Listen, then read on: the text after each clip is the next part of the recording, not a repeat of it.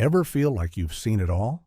Think again, because today we're plunging into a shadowy underworld of forgotten cinema.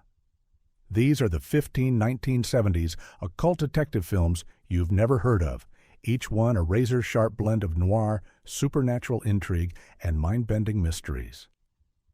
Are you ready to meet the occult detectives who never got their due? Let's summon these lost classics. Number 1. The Norless Tapes, 1973. Picture this: a jaded, world-weary journalist investigating the impossible, documenting his experiences on a series of cryptic audio tapes. That's the pulse of the Norless Tapes, a made-for-TV masterpiece directed by Dan Curtis, the very same mind behind Dark Shadows. In this spine-tingling tale, David Norless, played with cool skepticism by Roy Thinnes, is hired to probe a widow's claim that her deceased husband has risen from the grave. But what begins as a simple investigation quickly spirals into a chilling encounter with ancient evil and living death. Dan Curtis crafts a hypnotic blend of gothic horror and gritty detective work, setting a blueprint for the genre. Thinnes brings an authenticity that grounds the supernatural elements, while Angie Dickinson adds gravitas as the widow in peril. Behind the scenes, the film was intended as a TV pilot, but its chilling tone and cliffhanger ending left audiences clamoring for more, making its one-off status all the more tragic. Despite never launching a series, the film found life in late-night syndication, gaining cult status among horror aficionados. Critics at the time shrugged it off as too weird, but decades later, fans have praised its brooding atmosphere, innovative format, and proto-X-Files vibes. Are you feeling the chills already? Because we're just getting started. Ready for another dose of arcane intrigue?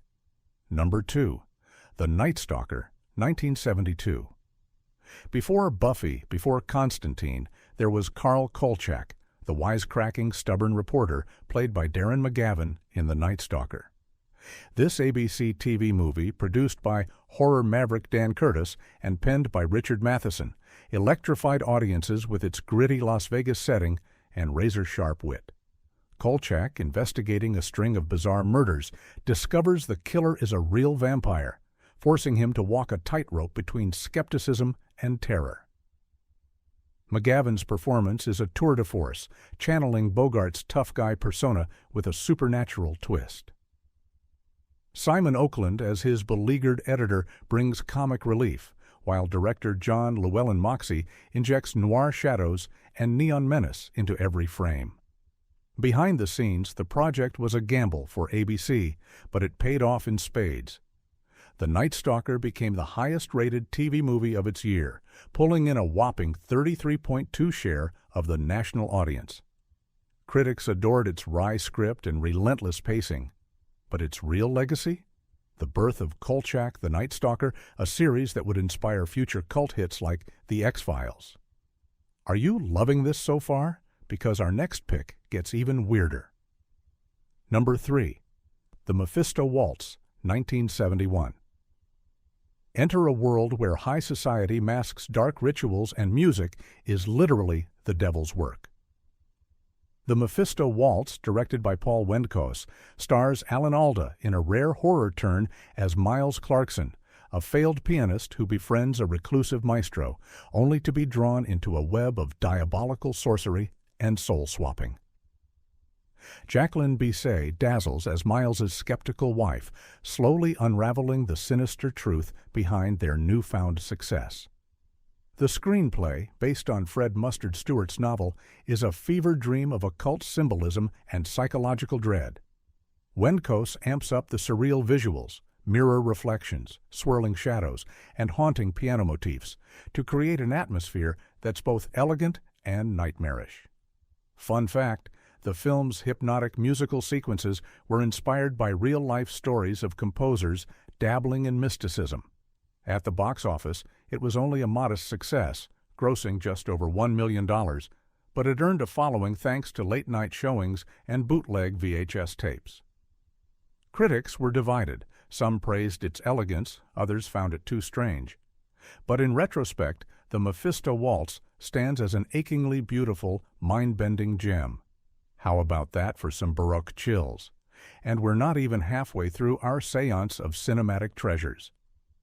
Number 4. The Devil's Daughter, 1973. If you're craving occult drama with a dash of high society intrigue, The Devil's Daughter is your ticket. Directed by Jeannot Swark, this made-for-TV thriller stars Belinda Montgomery as Diane Shaw, a young woman who inherits a mysterious fortune and soon finds herself the target of a sinister satanic cult.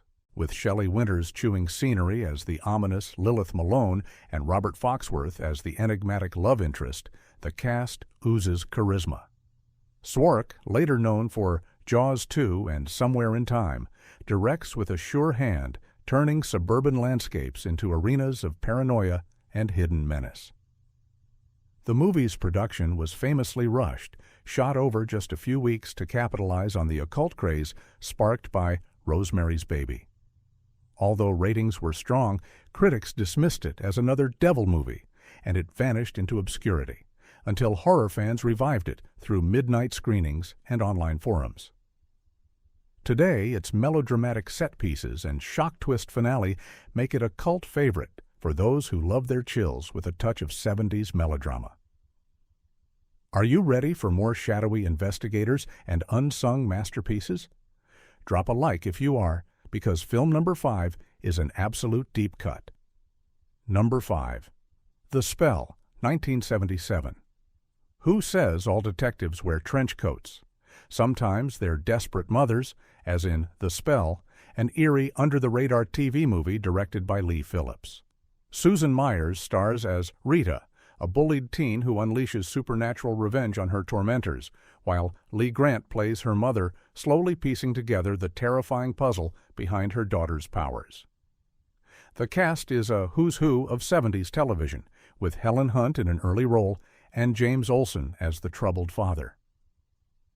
The film was clearly inspired by the success of Carrie, but it brings its own brand of domestic horror and small-town mystery. Phillips crafts suspense with a slow burn, creaking floors, strange accidents, and a rising sense of dread. Production was famously tense, with network censors demanding cuts to some of the more intense scenes. The result was a softer release, but horror fans quickly shared the uncut versions through bootleg tapes, keeping its legend alive. Critics initially dismissed it as a Carrie ripoff, but over time, The Spell found new fans who appreciate its psychological twists and razor-sharp tension. Still with me, occult detectives? Because film number 6 is a supernatural oddity that has to be seen to be believed. Number 6, Haunts of the Very Rich, 1972. Now, let's dive into a film that mixes existential dread with supernatural mystery. Haunts of the Very Rich, directed by Paul Wendkos and starring Lloyd Bridges, Cloris Leachman, and Ed Asner. A group of wealthy vacationers arrive at a remote tropical resort, only to find themselves trapped by a storm and plagued by increasingly bizarre, inexplicable events. What makes this film stand out is its dreamlike pacing and philosophical undertones. The cast, including Anne Francis and Donna Mills, delivers performances that teeter between desperation and denial. The script by Stanford Whitmore probes deep questions about life, death, and damnation, never giving easy answers. Behind the scenes, the movie was produced as an ABC Movie of the Week, shot in a mere 14 days with a modest budget. Its ambiguous ending left viewers debating for years. Is it purgatory, hell, or a twisted form of psychological punishment? Critics initially panned its slow pace, but time has been kind to Haunts of the Very Rich, now hailed as a haunting allegorical masterpiece. Are you sensing a pattern here? The 70s were a treasure trove of existential dread and supernatural detectives. Let's keep unearthing these forgotten gems. Number 7. The Cat Creature, 1973. Let's turn up the supernatural suspense with The Cat Creature, a made-for-TV occult detective thriller with a script by legendary horror writer Robert Bloch of Psycho fame. Directed by Curtis Harrington, this one follows a scholarly investigator, played by Meredith Baxter, as she tracks a series of murders linked to a stolen Egyptian amulet and an ancient cat goddess. Gail Sondergaard, a 1940s Oscar winner, makes a memorable comeback as the mysterious Mrs. Finch. The production was beset by problems. The network demanded reshoots, the budget was slashed, and the original ending was scrapped at the last minute. Yet, out of the chaos, Harrington crafts a deliciously campy, eerie experience loaded with occult symbolism, foggy Los Angeles nights, and, of course, a killer cat. Initially, critics called it gimmicky, but horror fans found its blend of scholarly sleuthing and supernatural horror irresistible. Today, The Cat Creature is a must-watch for those who love their detective stories tinged with ancient curses and gothic camp. Ready for film number 8? Smash that like button if you're loving this deep dive. Number 8. Scream of the Wolf, 1974. Nothing says occult detective like a good old-fashioned werewolf hunt. Scream of the Wolf stars Peter Graves as a world-weary writer teaming up with a former hunter to track down a beast that's stalking a remote community. But as the bodies pile up, it becomes clear that the real monster may not be supernatural at all. Directed by Dan Curtis and written by Richard Matheson, the film is a taut psychological thriller that keeps you guessing, right up to its jaw-dropping conclusion. The production was another ABC gamble, produced on a shoestring budget with much of it shot at night to save money. While the ratings were modest, Scream of the Wolf developed a fierce cult following, especially among werewolf movie enthusiasts. Its ambiguous ending and moody atmosphere have inspired countless debates online and made it a must-see for fans of 70s horror noir. Do you have the nerve to hunt this cinematic beast, or will you let it slip into the fog of forgotten history? Let's keep howling into the night with our next occult detective oddity. Number 9. Fear No Evil, 1969/1970. All right, I'm cheating just a little. Fear No Evil first aired in late 1969, but its aftershocks reverberated through the 70s occult boom. Directed by Paul Wendkos and starring the magnetic Louis Jordan as Dr. David Sorrell, a psychologist drawn into cases of supernatural terror, this film blends Freudian analysis with supernatural dread. When a patient dies in a haunted mirror, Sorrell is forced to confront not just ghosts, but the very nature of evil itself. The supporting cast includes Carol O'Connor and Linda Day George, each delivering performances that ground the film's more fantastical elements. The production was intended as the pilot for a never-launched series called Bedeviled, and its brisk pacing and clever effects set it apart from typical TV fare. While the film didn't spark a franchise, it won over critics with its intelligent script and moody visuals. Over time, Fear No Evil has become a collector's item, cherished by fans for its blend of cerebral horror and occult detective work. Who knew Freud could be so frightening? Number 10. The Possessed, 1977. A haunted girls' school, spontaneous combustion, and a priest with a mysterious past. What more could you want? The Possessed, directed by Jerry Thorpe, stars James Ferrantino as Kevin Leahy, an ex-priest summoned to investigate a string of fiery deaths at a Catholic school. As he digs deeper, he discovers that the evil lurking within is far more insidious than anyone imagined. Joan Hackett, Ann Dusenberry, and a young Parker Stevenson round out the cast, each delivering performances loaded with suspicion and dread. The film was shot quickly, with a script that borrows from The Exorcist, but injects its own detective angle. Leahy is less an exorcist and more a noir sleuth, using logic and intuition to unravel the mystery. The Possessed didn't make a splash in theaters, but its gothic visuals and shocking set pieces gave it a second life among horror collectors. Today, it's considered a forgotten forerunner of modern supernatural investigation shows, its burnt-out corridors echoing with secrets. Want more chills? You better stick around, because we're entering the final stretch. Number 11. The Norwood Gorgon, 1972. Obscure even by cult standards, The Norwood Gorgon is a British TV movie that's nearly impossible to track down, but absolutely worth the hunt. The story follows Inspector George Norwood, a skeptical Scotland Yard detective, as he investigates a series of grisly murders tied to a mysterious cult, worshipping the Medusa myth. Directed by genre specialist Alan Gibson, best known for Dracula A.D. 1972, the film pairs police procedural grit with Lovecraftian horror.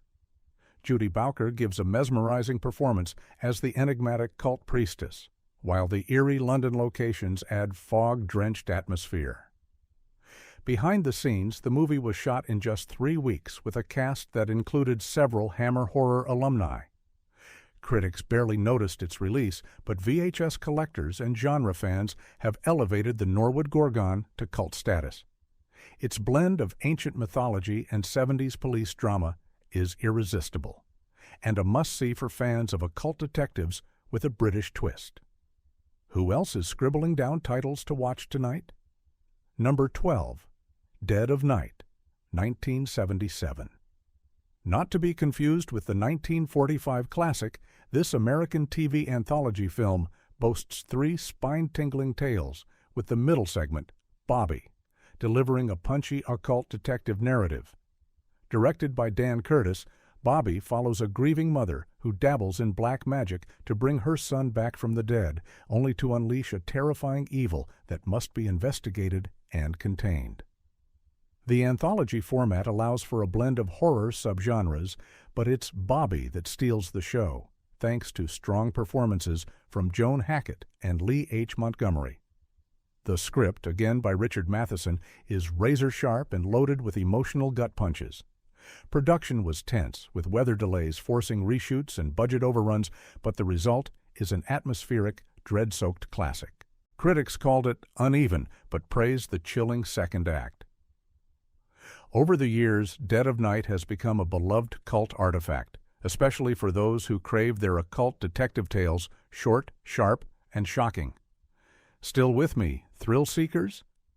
Let's keep rolling. Number 13.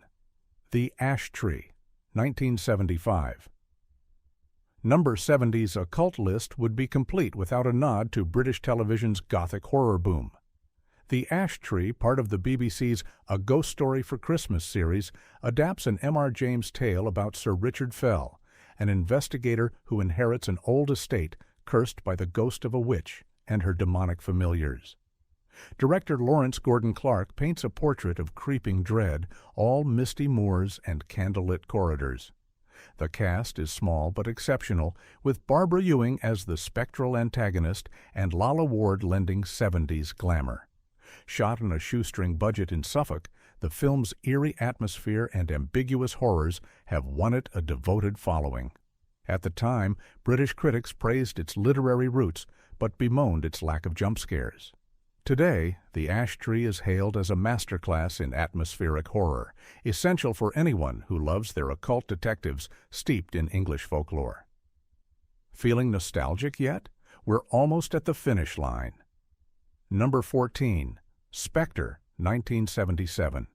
Imagine James Bond meets Aleister Crowley and you've got Spectre, a globe-trotting occult detective adventure written by none other than Gene Roddenberry of Star Trek fame.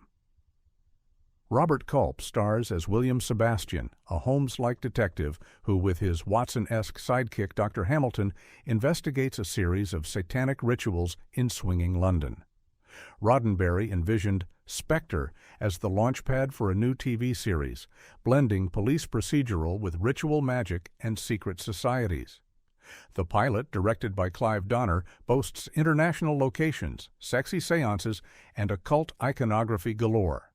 The supporting cast includes Ann Bell and John Hurt, yes, that John Hurt, in early roles. Despite high production values, Spectre was a ratings flop and never made it to series. Critics were puzzled by its tonal shifts, but fans loved its mix of dry humor and gothic excess. Today, it's a cult favorite for those who like their detectives with a side of ritual magic and a dash of British wit. Are you still here? You must be as obsessed with occult cinema as I am. Let's conjure up our final film. Number 15, Full Circle, 1977. We end our occult odyssey with an underappreciated British-Canadian gem, Full Circle, also known as The Haunting of Julia. Directed by Richard Loncraine and starring Mia Farrow in a haunting performance, the film follows Julia Lofting, a grieving mother who retreats to a Victorian house, only to find herself drawn into a web of ghostly secrets and supernatural detective work. Tom Conti and Keir Dullea support a chilling, melancholy script adapted from Peter Straub's novel. The production was plagued by delays and budget woes, but Farrow's vulnerable, emotionally raw performance anchors the story. The film's release was overshadowed by more bombastic horrors, but word of mouth and critical reevaluation have turned it into a quiet classic. Critics now praise Full Circle for its subtle scares, psychological depth, and poetic use of London's foggy streets. It's a perfect closing chapter for our journey, a film about confronting loss, unearthing the past, and discovering that sometimes the real detective work is within. What a journey! We've unearthed haunted manuscripts, tracked down cursed relics, and solved supernatural mysteries across continents, and I promise there are still countless gems waiting in the shadows. Which film blew your mind? Did you spot a new favorite or remember an old obsession? Drop your pics in the comments, smash that like button if you love hidden classics, and subscribe to Movieverse so you never miss our next journey into forgotten cinematic gold. Ring that bell, because next time we'll be diving even deeper. Until then, keep searching, keep watching, and remember, in the world of occult detectives, there's always another mystery waiting just beyond the frame.